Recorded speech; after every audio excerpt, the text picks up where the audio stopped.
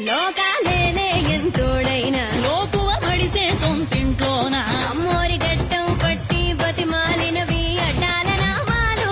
ఆలు మగల నడుమన అడ్డం రావులే టాటి నియమాలు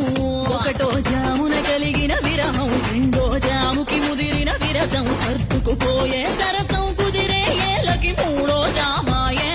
ఒత్తిక పెరిగే నాలుగో జాముకి గుళ్ళో గంటలు మొదలయ్యే